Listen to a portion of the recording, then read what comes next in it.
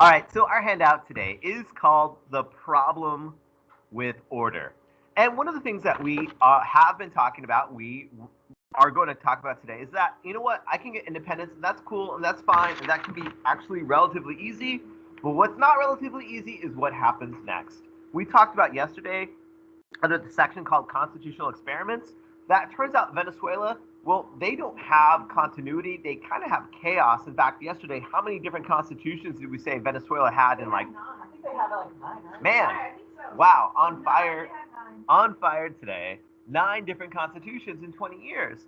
And that's not good. Like, if you change the rules to a game every 2 years, that's not a good situation. Now, we didn't start off great either. You guys recall that we had at first the Articles of Confederation, terrible document. We got rid of it. We replaced it with the Constitution. And even though the Constitution's better, there's some major problems with the Constitution, because what two groups of people are not allowed to vote in the Constitution? Yeah. Yeah, black Americans, women. So right away, we have a document that says over half of the country can't vote. Problem, right? So it's not perfect. But we are in a better situation than a lot of Latin America. The second line, we had said that Latin America had no experience with democracy like British colonies had. I had given you 3 examples of ways that the British had experience with democracy. One, we identified an institution that is a check on the power of the king, and the King of England can't do whatever he wants. What institution is that in England? The Parliament, right? We gave a second example of how the British had experience with democracy. There's a document that limits the power of the king. What document is that? That's Magna Carta. And then I gave you another example that in Virginia itself and throughout the 13 colonies, we in the 13 colonies were allowed to vote, were allowed to form local laws, and the example of a representational body in the 13 colonies we gave yesterday was the House of Burgesses, right? Very good. So the thing is that even though the United States has all of that, Latin America does not. They don't have any experience with democracy like British colonies had. The third line, we said, there's another problem with democracy in Latin America. We mentioned that in colonial times, the Catholic Church dominated education and was active in politics. And that's a big problem, we said, because Latin American liberals saw a separation of church and state. That's what we have in our country today. The church, Catholic or Baptist, cannot get special treatment or cannot be attacked by the United States government. We have a separation between church and state. But the problem is, in Latin America, there was not. In fact, we mentioned the Catholic Church supported conservatives to support their role in politics. We mentioned that there's 2 extremes in politics. You are a conservative on one end. What are you on the other end? Liberal. Conservatives tend to be Republicans today. Liberals tend to be Democrats. Liberals want progress. They want to change things. And conservatives often argue when you change things too quickly, things go crazy. And they would say, look at the French Revolution. We also saw another problem in Latin America. Not only is there a problem that they have no experience with democracy, not only is it a problem the Catholic Church gets involved in politics, but someone else gets involved with politics that probably should not. Who is that? The military was actively involved in politics. And that's dangerous, because what happens if there's a president or if there's a leader and the military, the guys with guns, don't like that guy? They could just ignore him. They could overthrow him. They could take over. In fact, what's the most famous example of a military leader, popular leader, who took over a government during the middle of a revolution? Napoleon Bonaparte, right? And the French Revolution, which was about equality and rights, ended up with just Napoleon on the throne. We introduced you to a vocabulary term you should know. You should know the term, a personalist leader. And we wrote yesterday, a personalist leader is someone who relies on charisma and popularity more than legal methods. And it turns out that if you're popular, people will overlook the things that you do that are wrong. It turns out that if you're popular, people will, look the other way. And the biggest example of a personalist leader is the guy on the screen. Who is this guy? Andrew Jackson. The worst thing that he did, Andrew Jackson, though he's on the $20 bill, Andrew Jackson, though he's on Mount Rushmore, was that he was responsible for something we know as the Trail of Tears. And the Trail of Tears is bad because what happened was white Americans wanted to expand on Native American lands. Andrew Jackson wanted to force them off, and the Native Americans, the Cherokee, sued the United States. The Cherokee said, nope, you can't take away our land. That's actually an inalienable right, according to John Locke. The Native Americans, the Cherokee, were literate, they were wealthy, they were farmers. Sadly, the Native Americans, the Cherokee, actually even owned black slaves, and they said, we're not going to leave. Well, we remember and we discussed yesterday that this court case went all the way to what level? The Supreme Court. And the Supreme Court actually ruled against Andrew Jackson and said, hey man, you can't take people's land away. And Andrew Jackson, the quotation on the handout is his response to losing the court case. He said about the Chief Justice, he said, John Marshall's made his decision, now let him enforce it. In other words, he said, yeah, they said I can't do it, but what are they really going to do about it? This is like shocking that the president of the United States would ignore checks and balances. As a result, how many Native Americans died on what we call the Trail of Tears? 6,000, we mentioned. So that's a problem. And even though this is really going against the constitutional limits, people let him because, you know what? Andrew Jackson was a war hero. People liked Andrew Jackson. They thought he was a good guy. And it's not just Andrew Jackson who gets away with violating social and political norms. Many Latin American leaders do. And we mentioned last time that they look to people like Napoleon as their role model. Latin American leaders look to Napoleon as their role model. We also mentioned yesterday that South America got their independence, and there was something that they tried to do in South America briefly, but it didn't work out. We mentioned that briefly there was a country that was called Gran Colombia, where Simon Bolivar, he was like the liberator of South America from the Spanish. He thought, you know, it'd be kind of cool if we had like a United States of South America, like, you know, like the American, like the U.S. But it didn't work out because it turns out people in Venezuela, Colombia, and Ecuador just break off and do their own thing, right? It turns out that on the section called Threat of Regionalism, that Latin America broke up at attempts at unity. It turns out it's hard to keep a country together. The big example of keeping our country together, what whole section of the United States broke off? The South, right? Now, this map shows some information of note. Every state in gray on this map had what institution? Slavery, right? But then there's a red line, and the red line on the screen is the line of everyone south of this line. Everyone south of this line declares independence. Everyone south of this line breaks off, right?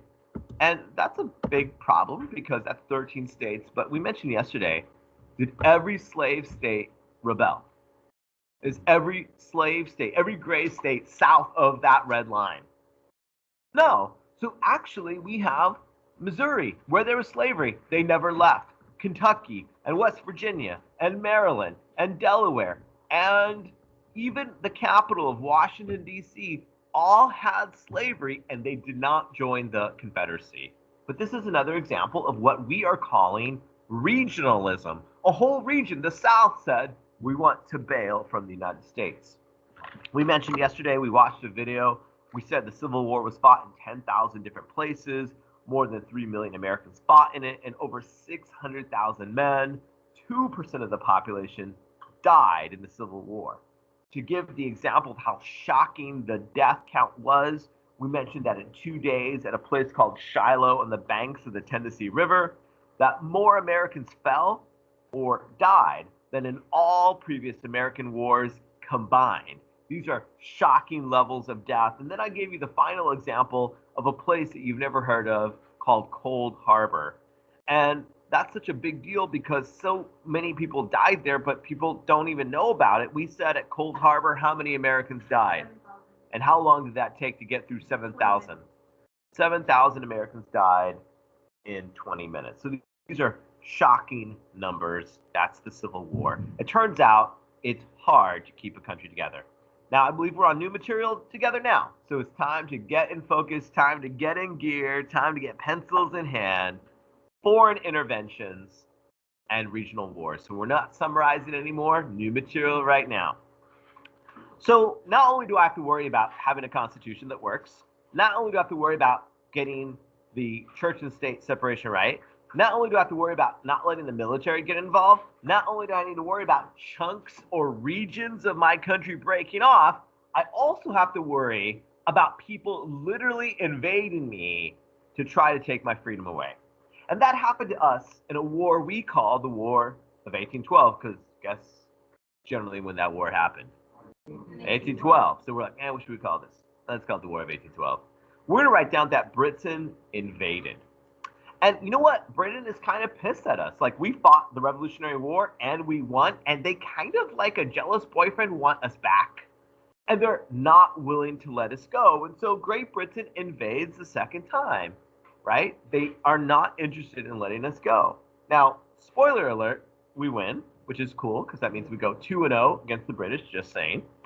But there's some embarrassing things that happen to us before we get the final victory. Now, if you look at the map on the screen right now, what part of the map is still owned by the British? Canada is, right? So we're going back. In fact, it's called British North America, in case you know. The British don't own Mexico. It's like, oh, yes, Mexico. Every time I go to Mexico, you know, the British accent and the tea time, Mexico, right? No, it's Canada. And so this map is Civil War, but going back to 1812, going back like 45 years or whatever, we're fighting the British again. And we look at Canada and we thought, you know what? If I'm fighting the British, it'd be kind of cool if we took over Canada, right? Like, you know, I just want to like add it to the list. Like, they're the only ones who didn't rebel. Like, Vermont rebelled, New Hampshire, New York, all of us rebelled. I think we should probably, if we're going to fight the British, invade Canada. I mean, how hard could Canada be? It's literally Canada, right? Like, who's afraid of Canada? So, embarrassingly, even though we think it should be easy, I'm sad to say, I'm embarrassed to report, we actually lost to Canada. Canada, right? So, I mean, we should, and we can, and we should make fun of Canada, but we have to give credit where credit is due. We'll write down, there was the failure in the conquest of Canada. So that's embarrassing. Yeah. Or America Junior, as I refer to it as. But we also, on the handout, another embarrassing thing happened. What happened to the White House? It was burned by the British. Super sad. We'll write down White House was burned. And that's a big deal when your capital is attacked. The capital was attacked in the War of 1812. But it would later be attacked again on September 11th. You might remember September 11th, 2001, a plane was slammed into the Pentagon. That was not good. There was another plane that was hijacked that was probably supposed to hit the Capitol building, but the Americans on board that plane took it over. They tried to take control, failed to take control, and the plane smashed into the ground near Shanksville, Pennsylvania. But that was probably going to go into the Capitol building, and it would have been a very different scene. And sadly, this January 2021, there was an insurrection at the Capitol, you might remember, with people unwilling to acknowledge the legitimacy of the election, stormed the Capitol, and 2 police officers were killed. One white woman, unarmed white woman, was shot in the neck and killed. She was one of the insurgents, insurrectionists. Not a good thing. Like one of the low points in American history. Also here, White House was burned. There is something famous, though, that comes out of the War of 1812. A song that all of us know part of the first stanza of was written during the War of 1812. What song was that? Yeah, we saw on your handout the penning of the national anthem. So next time, yeah, he was oh say. Oh, okay. Is that one? Cameron is actually going to sing it on tape for us. Go ahead, Cameron. Wait, what? I think you messed up the national anthem. Anyway. Wait, so it's not the other one? Oh, wait, no, that's the second. No, I guess I don't know actually what Cameron was saying, but it's "Oh say can you." Yeah. Yeah. Something. All right. All right. So that was War of 1812. Okay, moving away from haphazard efforts to sing the national anthem. What happens after the War of 1812? So we're feeling pretty good about ourselves. I mean, we just defeated, FYI, we just defeated the most powerful country on the planet twice in a row. That's not nothing. And we decide to come up with an idea called the Monroe Doctrine. And there's an American president who comes up with this idea. Guess what president comes up with the idea of? Yeah. Now, I actually asked this question earlier today, and someone raised their hand and said it was President Doctrine. And it turns out that's not like the word doctrine means a belief. And there's a president, President Monroe, who comes up with this idea called the Monroe Doctrine. And you should be able to explain what this is, because I'm going to ask you what it is. But the Monroe Doctrine is the belief that the Western Hemisphere is closed to European invasion. It's closed to European invasion. In other words, we, the United States, we call up, we group text Europe, and we tell Europe, you guys are not welcome anymore to come North or South America. And like we tell them, hey, I know that you colonized in the 1500s and the 16 and the 17. I know that. We tell Europe in the group message. But we tell them that the Western Hemisphere is closed to future European invasion. Now, why would we do that? Are we saying that because we selflessly love and care for Mexico and, we're just like looking out for the best interests? And we're actually telling Europe to stay out because if anyone's going to invade Mexico and beat them up, you know who it's going to be? It's going to be us. Right. So we're not like issuing this to like, oh, we just care about democracy and freedom because sadly, because we're humans and humans are kind of selfish if you haven't noticed, we issue the Monroe Doctrine because if anyone's going to beat up Latin America, we say it's going to be us. And I'm going to show you how that works out shortly. Well, on the handout, Europe saw a newly independent Mexico as open for invasion. Mexico had just got their freedom from Spain, and Mexico is, single. And Europe is like checking out Mexico, saying, hey, I noticed that you don't have a boyfriend / emperor anymore looking to take you over. And before Europe can move to invade Mexico, something happens in 1835.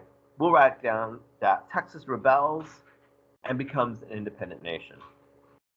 Now, you probably know this, but Texas is the only part of the United States that was literally its own country before joining the United States. Texas was an independent nation for like 12 years. We were not conquered by the U.S. We were not bought by the U.S. like the Louisiana Purchase. That was bought. We actually chose to join the United States. We were our own country. And then we joined the U.S. But there's a problem. What's that? I don't know if other states have a pledge. But Texas is like a real, like a Texas-y, like we have. No, we're just very, what's it called, proud? Yeah, we're super proud. Like we're just like weird / good that way.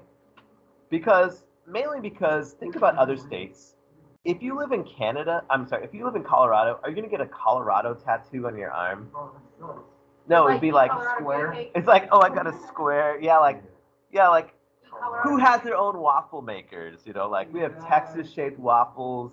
Like in some hotels in Houston, we have Texas-shaped pools.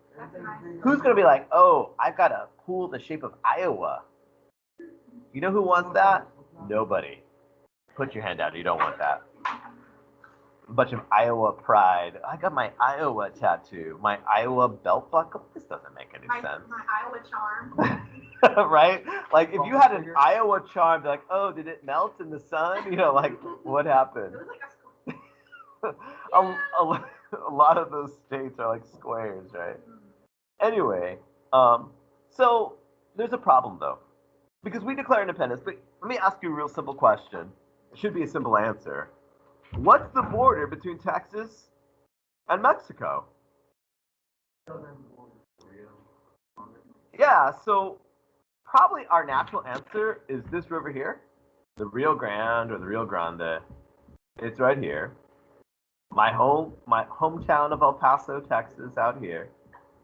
But listen, if you ask Mexicans, listen up, if you ask Mexicans what's the border, they would not agree that it was the Rio Grande. They would say it is a river, but it's this river right here. There's a river called the Nueces River, and there's a city called Corpus Christi on it. Mexico said, yes, we agree you're free, but the border is not Brownsville. The border is Corpus. This is a disagreement. In fact, white Texans say everything in green is actually part of Texas. And Mexico's like, what the heck are you even talking about? Like, from a Mexican perspective, okay, we get it. We lost the Battle of San Jacinto and Laporte. We get it. We allowed you to be free. But honestly, why would this be part of Texas? This is like actually part of like Wyoming today. Why would you say any of this is Texas? Mexico said all this in green is still part of Mexico, Texas. So there's literally no white people here. Why would you even think that this should be part of you? So there's a disagreement. And this disagreement gets so bad that when Texas becomes part of the United States, this is no longer a Texas-Mexico problem. This is now a United States-Mexico problem. And if you have a problem that cannot be resolved, what do two countries do toward one another? They fight. And so it says on the handout, there's a fight we have with Mexico. If you didn't know, we actually went to war with Mexico. And what name is that cleverly given? Yeah, there's a war called the Mexican-American War. So we had the Revolutionary War, which we won. We had the War of 1812, which we won. And then we have the Mexican-American War. Spoiler alert, we win. And it says the issue of the war was over, you'll write down, the Texas border. Now, have you ever gone to the grocery store, gone to H-E-B hungry? And if you go to H-E-B hungry, you have a list of like 3 things you're supposed to pick up, but man, you haven't eaten dinner yet. What are you going to do while you're H-E-B and you're shop? Hey, jalapeno poppers, not on the list, but they're in my cart. You know, like I'm putting those things in. When you are hungry and you're shopping, things not on your list make it in your cart. And now listen, this war between Mexico and this war between the United States, it's actually only about the stuff in green. But if we're in war with Mexico anyway, we might want to pick up some other stuff that we've kind of always wanted. In fact, what state, modern state, does Mexico own on this map? That's one of the wealthiest states in the United States today. California. Think about California. Here's California. Every major city in California has got a Spanish name. San Francisco, San Diego, Los Angeles. California was part of Mexico. Now, take a look at the map on the screen. Is California anywhere close to the disputed Texas border? No. Like, California is literally thousands of miles from Corpus Christi. If I'm going to go fight Mexico, why in the world would I end up taking California? California has nothing to do with it. But because we're in the neighborhood, because we're fighting a war, if I'm going to go to war with Mexico anyway, I'm just going to take a bunch of stuff I want. Literally, this has nothing to do with the conflict, but I want it.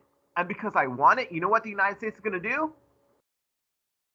They're just going to take it, right? It says on the handout, that this war was over the Texas border. The U.S. invades, but we also get, you'll write down on your handout, the American Southwest. All of this is going in the shopping cart, even though none of this was actually part of the original conflict. There's not the Spanish-American War. We're talking about the Mexican-American War. Then why did you correct me when I said Mexican-American You War said the last time? Spanish-American War. No. It was 2 weeks ago. I distinctly remember this. I said we were talking about the Mexican-American War, and you said, do you mean the Spanish-American War? And I was like, sure. And then I just went with it because you're a teacher, and I don't want to argue with you. But you know what? I have this in my recollection in my brain library with Tom. So, Sarah, as much as I appreciate your comments, there is a Spanish-American War, and there's a Mexican-American War, and they're two different wars. No, but I was talking about the Mexican-American War, and I was talking about how... I'm sorry, y'all. Sarah, I, again, appreciate you being here. I don't recall this conversation, but I am often wrong, number one, because I'm a man, and it's possible. Oh, yikes. So it's possible, I just don't recall this conversation. So, that being said, we are talking about the Mexican-American War. If you look at this, everything in green, part of the United States now. Everything here, part of the U.S. We literally take a third of Mexico and make it ours. Not because we have any meaningful claim. We want it, so we take it. Now, if you do this today, this would be no doubt wrong. This would be imperialism. I mean, that's actually what Adolf Hitler did. He just invaded his neighbors and took what he wanted. We do this, and we justify it, and we think it's okay. So, questionable situations for sure.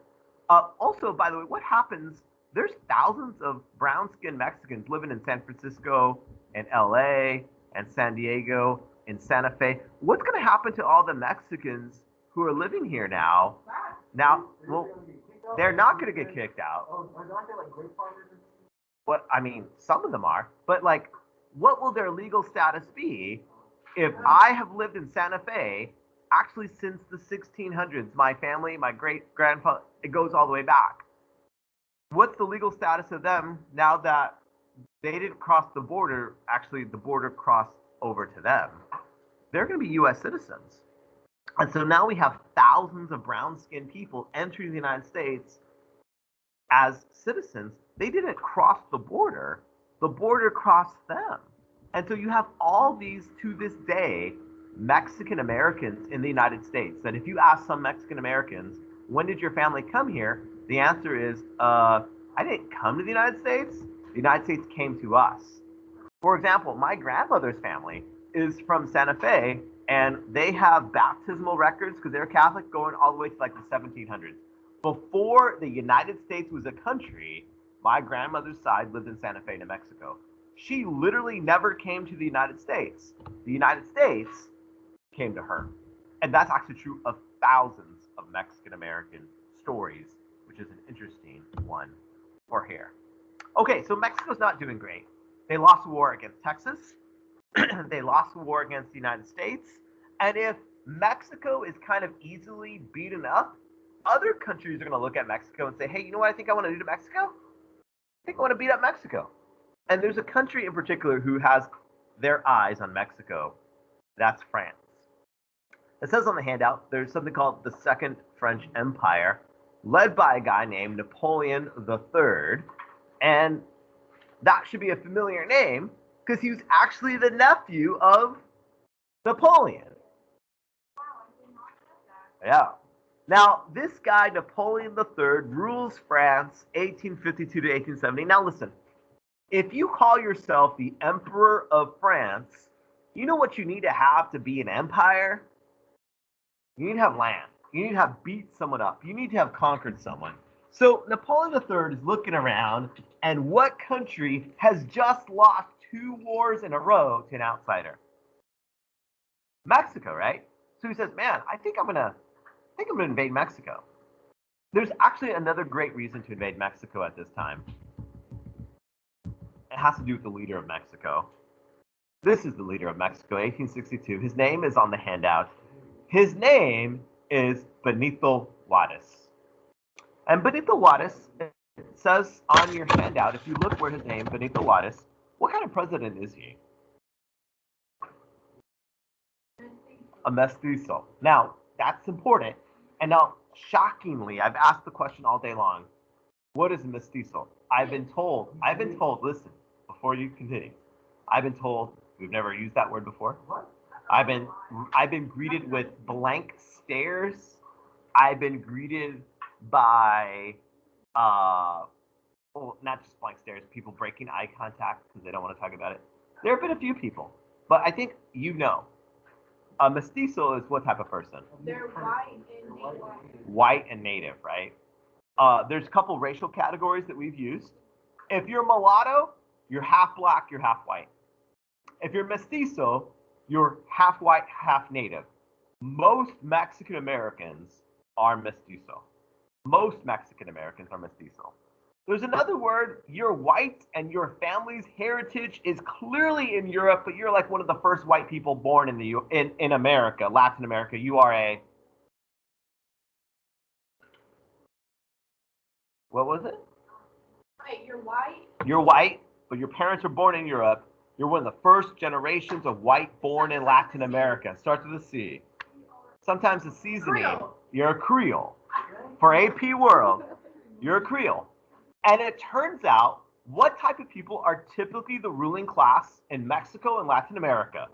White people. To this day, in Mexico, the richest people, the wealthiest people are often the light-skinned, blonde-haired, blue-eyed people in Mexico. Even the novellas, the TV shows in Mexico, the stars are blonde, they're blue-eyed, they're green-eyed. To this day, Mexican grandmothers encourage their grandsons, don't be with a dark-skinned Mexican girl. To this day. To this day, moms tell their daughters, don't go outside, mija, don't get dark in the sun, you want to be fair-skinned. That is, to this day, things that happen in Mexican American culture. The problem with Benito Juarez, he's like one of the first brown-skinned presidents of Mexico. And a lot of people were uncomfortable with that. Because Benito Juarez is mestizo. He has Native American ancestry. He has brown skin. He is not blonde-haired, not blue-eyed, not fair-skinned. And that's a problem. So Napoleon III says, I'm going to do Mexico a favor. I'm going to actually invade Mexico and free them from this brown president who's ruling. It says on the handout that this Benito Juarez, this mestizo president, the French invaded, and we're going to write down that they forced Juarez out. How to spell Juarez? It's with a J, the Spanish name. It's on the handout.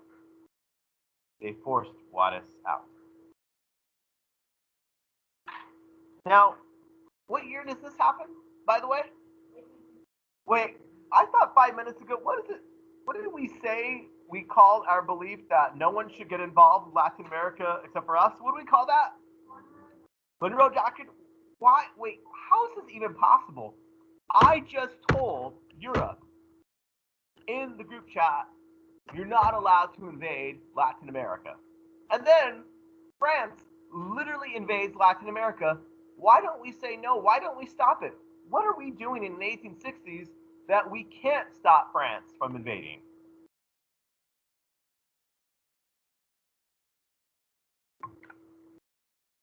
We're kind of busy with, killing 400,000 Americans.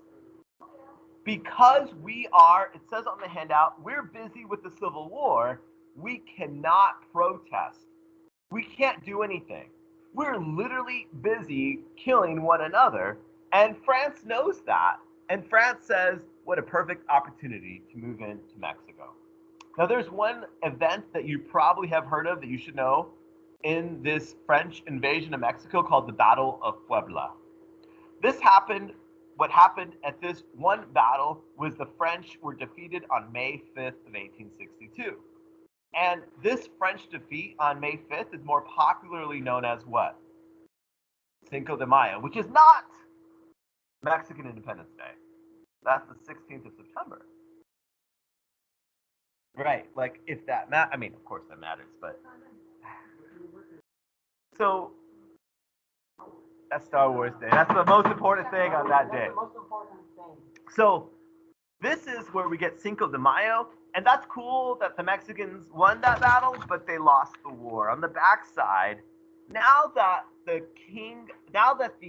Napoleon III has beat up Mexico, we have to put someone on the throne. Now listen, if you are the Emperor of France, do you think you want to leave France to move to Mexico City? Do you want to leave Paris and Versailles to move to Mexico City? I'm going to say no. Like, who's going to want to do that? Literally nobody. So he needs to find a guy to rule for him, a guy that will be like a puppet, who will do what he wants, and he picks a guy from one of the whitest countries ever, a guy from Austria. If you don't know where Austria is where Arnold Schwarzenegger is from, if you know who that actor is. Austria is literally next door to Germany. I don't think yet. Not till like 1912 or something like that. So Austria, they speak German there. They're blonde hair, blue-eyed. And this guy is given the job, like, hey man, how would you like to be Emperor of Mexico? Sign me up. But I don't know, do you think this is going to work with a blonde hair, blue-eyed, German-speaking guy who's never been to Mexico, and the Mexican people are told this is your new leader? That's not going to work out long term. And in fact, after the Civil War is over, we call up France and say, hey, France, we're done with the Civil War. I think you should probably get out of Mexico. And by the way, if you don't, we have literally hundreds of thousands of soldiers who are really good at fighting now, ready to march down into Mexico to assist you out of Mexico. And so France bails on Mexico. They leave their guy alone by himself, and we'll write down in the blank, he was killed in 1867. Maximilian is killed in 1867. So it turns out a lot of people deal with invasion.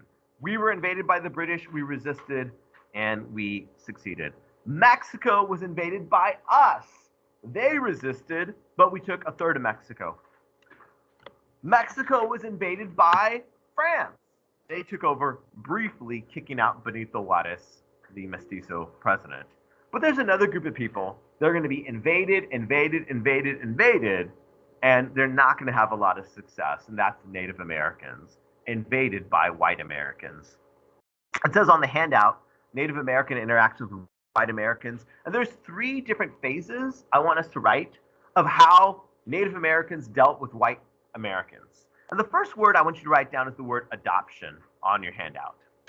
When you adopt, you take on something that's not naturally yours. And there's some things that Native Americans adopted from white people that actually, in some ways, made their lives better. I want us to be able to give 2 examples of things that Native Americans adopted from white people. One's an animal that changed Native American life for the better. Horses. I want you wrote down the word adoption. I want you to write down 2 examples of things that were adopted from white Europeans. I want you to note down horses. There was no horses in North America until white Europeans brought them over in what we call the Columbian Exchange. That changes my life forever, because I was hunting buffalo before, like on foot, and now I have the choice of hunting buffalo on a horse. I'm gonna take that, right? And there's a second piece of technology that is an example of adoption that white Americans give Native Americans. What else do they get that makes hunting and fighting more efficient? Guns. I want you to write down guns. So these are 2 examples of adoption. I've adopted 2 things from white people. I took horses, changed my life forever. I took guns, changed my life forever. But even though Native Americans adopt things from white Americans, they're still not going to clearly be able to keep their independence. There's a second word to describe Native American interactions with white Americans. I want you to write down on that same line the word resistance. They're going to resist being conquered by white Americans. I could resist by suing. In fact, we talked about yesterday, the Cherokee sued the American government and won in the Supreme Court, but did that make a difference? No, because Andrew Jackson, a personalist leader, just ignored the Supreme Court. And so Native Americans say we have to fight back, we have to resist. And last word on that line to write down is the word defeat. We wrote down adoption, we wrote down resistance, and now we're writing down the word defeat, because no matter how hard the Native Americans fight, there is an unimaginable amount of white people flooding into the United States. In this picture, you see the bones of buffalo, thousands of buffalo dead. And they weren't hunted for food. They weren't hunted for what these animals provide. They were hunted actually just to mess with Native Americans.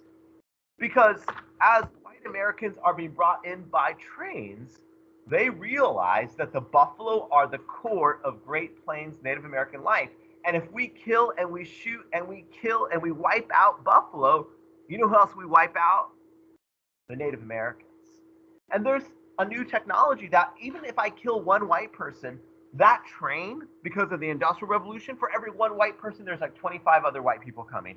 Literally, we cannot keep up with the numbers of white people who are coming from poor Europe, Irish people and Italians and Polish and Russian, because the United States tells poor people in Europe, come to America, we'll give you land. And give you land means land from some Native American. We're going to write down that we often see conflict, and there's three men on the next line that we should talk about. One of the guys on the next line that we should talk about is an American general, this guy here. He looks super confident, kind of cocky, and he was both confident and cocky. His name is George Armstrong Custer. His name is one of the three names on the handout. But there's two Native Americans on the handout too. One guy's name is Crazy Horse. He was a younger guy who was super ready and open to fighting and engaging with the United States, believing that you have to fight back. And the other is an older Native American leader named Sitting Bull, who, as an older guy, thought, well, we need to fight for our rights, but we have to do it wisely. Well, they end up fighting in a place called Little Bighorn, where Custer's job is to convince Native Americans to give up their freedom, give up their land, give up their rights to live in a reservation. And I don't know about you, but if you and your people for thousands of years had made your life following herds and following animals and doing these things, and now you're being told,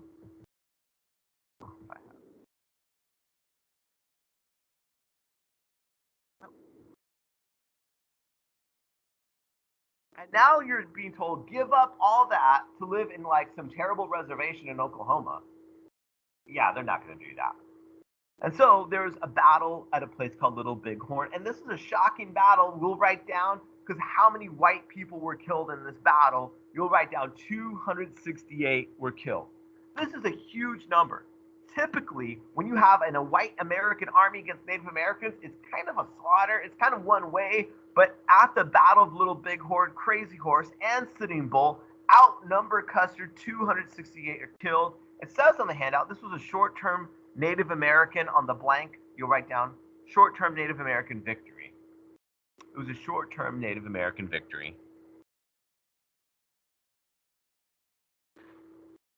In general, white settlers keep coming, and this gives us our word called manifest destiny. You probably know this from 8th grade. You probably should have heard this before. If something's your destiny, is there anything you can do to stop that? No. You can't change your destiny in the classical thinking of it. And we thought it was our destiny. We started off with everything in orange on the right, and we thought it was our destiny to go from one sea, the Atlantic, to the other sea, the Pacific. We thought that was our God-given right. The problem with our God-given right, there's two groups of brown people in the way. What two groups of brown people are in the way of my manifest destiny from the Atlantic to the Pacific? No, they're not in the way. They're actually, we brought them. Natives and Mexicans. We're going to write down manifest destiny pushes Americans to take land from Native Americans and Mexicans. Now, we just took land from Mexicans. In fact, all of this land in the Southwest we took from Mexico, took that from them, And in this green land, you have a bunch of Native Americans. We took land from them too. Manifest Destiny, make sure you have down that it pushes Americans to take land from Native Americans and Mexicans. In the Mexican-American War, we checked that off our list. Done. Took it. We got what we wanted. And in the Plains Indians War, we also similarly check off Native Americans. These are speed bumps, but not stop signs in expansion. It's, well, I mean, you do what you got to do for Manifest Destiny. Other issues of race. In 1808, we outlaw bringing new slaves to America. 1808, it's illegal to bring in new slaves. You cannot bring any new slaves from Africa after 1808. And that's good, but it's not like a game changer, because all by themselves, black populations in Alabama and South Carolina are actually just reproducing, and enslavers like that, because any child of a slave is a what? And so they were wanting their slaves to reproduce. They wanted them to have kids. And even though I'm not bringing in any more African slaves from Africa, that's fine, because the slave population continued to grow. Other places like Latin America began freeing slaves before the United States did. In Latin America, you could be freed by joining, you'll write down, revolutionary armies. That if you joined the revolution of Simón Bolívar, you got your freedom, you got your independence. So a lot of other places were freeing enslaved people way before we did. Other places kept it after we did. Cuba and Brazil continued it for some time. Then we have a remarkable thing occur. We have people like this man on the screen, one of the most important men who ever lived in the 1800s. This is Frederick Douglass. Two things to write about Frederick Douglass. Number one, he was an escaped slave. And one of the things about Frederick Douglass, we've mentioned his story before many times. What did Frederick Douglass learn to do against his master's wishes? He learned to read. And I told you that when Frederick Douglass's master learned that Frederick Douglass learned to read, he was pissed and upset. And he told Frederick Douglass, he said, the one thing I know that ruins a slave forever is learning how to read. Frederick Douglass's master told him, when slaves learn to read, they are no longer content and happy to be a slave. Because what book did he learn to read? The Bible. And when Frederick Douglass opens the Bible, Genesis chapter 3, it says every single human is made in the image of God. When he opens up the Bible to the teachings of Jesus, Jesus says, love your neighbor as yourself. How do you love your neighbor and own him as a piece of property? He opens it up to the book of Acts chapter 7. It says, God made all humans from one blood. How, if we are one blood, do we divide one another based on race? Frederick Douglass comes to argue that the Bible is the best book to undo slavery. Second thing about Frederick Douglass, we'll write down, he also started a newspaper. And now that we have black people able to read, able to write, not content with being a slave, Frederick Douglass and others like him start writing their arguments and papers in a way that can be distributed easily. It's like Twitter of the time. Anyone can get on Twitter and look at someone's tweets.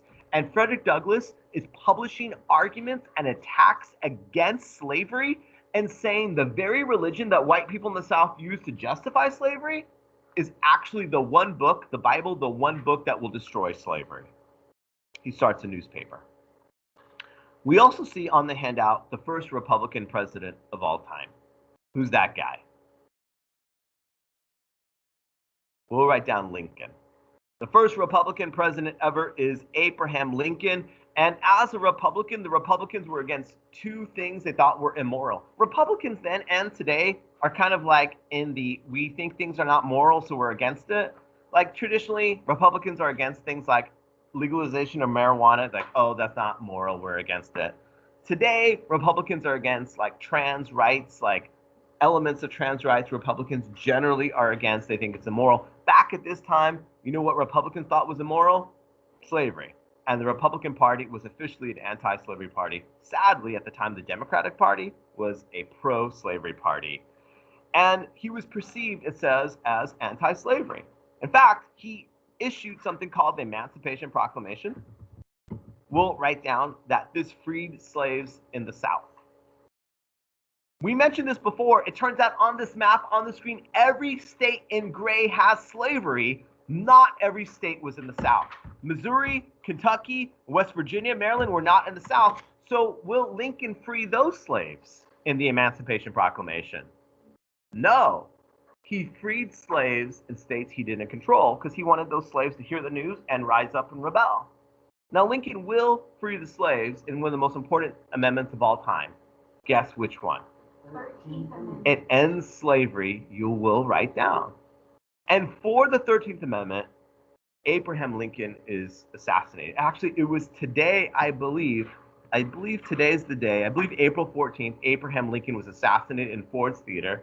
A man named John Wilkes Booth, an actor, snuck into the presidential booth, shot him in the head, jumped on stage and yelled, "Death to traitors," because he thought Lincoln was the worst kind of traitor in his mind, a race traitor. He thought that he betrayed the entire white race by liberating millions of black people. So Lincoln, who saw us through the Civil War, who freed the slaves with the 13th Amendment, will not be able to help us navigate what happens after freedom. And the U.S. will enter a new phase. With that, we are done for the day. Closing our notes. I look forward to working with you guys tomorrow.